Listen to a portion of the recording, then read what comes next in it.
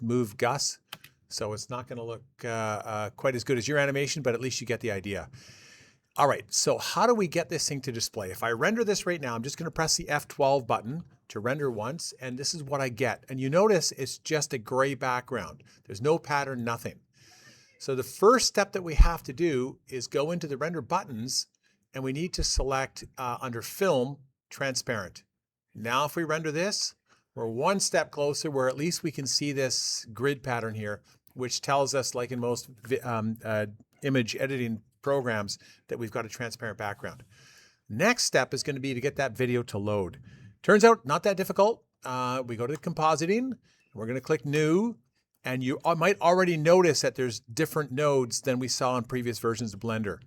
So we only have to add 2 of them, and we're going to click Add, and the first one is going to be Color Alpha Over. We'll drop that in. Shift middle mouse allows us to adjust it. Actually, I'm going to put that right in the middle. That's what we want. Shift middle mouse. But I'm going to drag this to foreground. And look at that. We're already seeing some differences where we've set our image as the, in other words, our 3D image as the foreground. Next thing we need to do is add an input. And so we go Add Input, and it's going to be a movie clip. We'll drop that in right above here, move that down a little bit. Shift middle mouse allows us to move this up. Scroll wheel allows us to move it back a bit, but I'll keep it fairly large so you can see it. This image is going to be our background, and you notice, okay, it's transparent, but there's nothing there until we click Open, and I'm going to select that same one that I've already selected, Gus Table in this case, and there it is. And all we need to do now is go to the export settings. You can go back to the other video.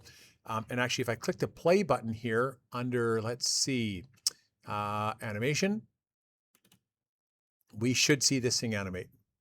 Okay. It doesn't look great, but if we render a single frame, again, F12, and I bring that over, you can see that it's rendering individual frames just fine, which is a good sign. To render the whole thing, again, you can refer to the other video, or I'll quickly go through the settings right now. I'm going to leave it on EV Engine. I'm going to go to Output, 1920, 1080. That's all good, 100%. Yep. I'm going to set my output folder. That's important. It'll default probably to C drive temp, but I'm just going to go up here and set that. I'm going to select my D drive. I'm going to go to Users, and under Users, I'll find my name, and then I'm going to go to my Blender folder, and I've already done one, but I'll accept that folder. There we go. And then let's see, what else do we need to do here? 30 frames per second, output. It's not an image. We want the media type to be video. And we can check encoding just to make sure it's, yeah, Matroska H264 looks good. Then we go up to render animation. Now, while this is rendering, don't forget, I don't have shadows in here yet, and I didn't really fine tune the position of Gus the gingerbread guy. So you're going to want to do those steps, and they are in the other video. So refer back to the other video, but this hopefully will help you get the node set up properly for the compositing. All right, that's it. Over and out. Oh, actually, just before I go, what I'll do is once this finishes rendering, which shouldn't take too long, let's play the video and make sure it actually works and make sure that it's in the right location.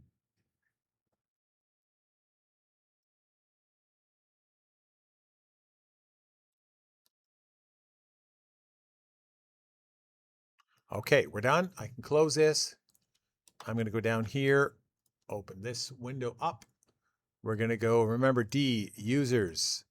Find your name. So it's my folder. I'm going to go to Blender, and let's see what we got. And there we go. And it works. Okay. All right. That's it. Over and out.